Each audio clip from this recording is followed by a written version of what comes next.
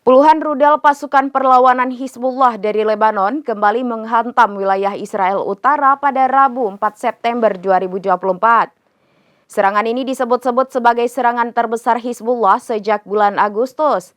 IDF menyebut ada sekitar 65 roket yang ditembakkan oleh Hizbullah.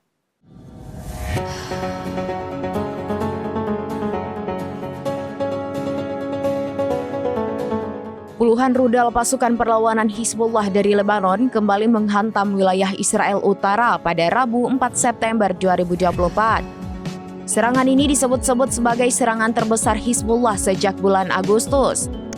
Pasukan pertahanan Israel menyebut ada sekitar 65 roket yang ditembakkan oleh Hizbullah.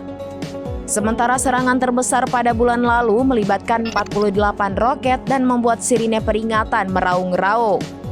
Dikutip dari tribunnews.com, kebakaran terjadi di beberapa tempat di Kiryat Shmona dan area sekitarnya setelah serangan terbaru ini. Tak hanya kebakaran, juga terjadi kerusakan di beberapa bangunan. Dikutip dari Ma'arif, pengawas keamanan Rabbi Reshefroi mengatakan stasiun 102 menerima beberapa laporan kebakaran di area terbuka dan kerusakan bangunan. Pemadam kebakaran sedang menuju ke tempat kejadian pada waktu yang sama dan akan bekerja menyelamatkan nyawa. Pemadam kebakaran berusaha memadamkan api di halaman sebuah rumah di Kiryat Shmona dan mencegah api itu menyebar ke bangunan. Sementara itu di Tel Al-Hawa, ada 2 tim pemadam kebakaran yang berupaya menjinakkan si jago merah di area terbuka di dekat monumen Singa Mengaung. Di dekat Beit Hillel, terdapat beberapa titik api di area terbuka. Api juga muncul di area terbuka antara Dishon dan Ramot Naftali.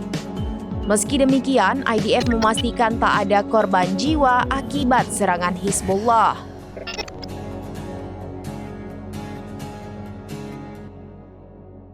Demikian informasi terkini Syederalun. Saksikan terus informasi lainnya. Jangan lupa like dan share seluruh akun serambinews.com.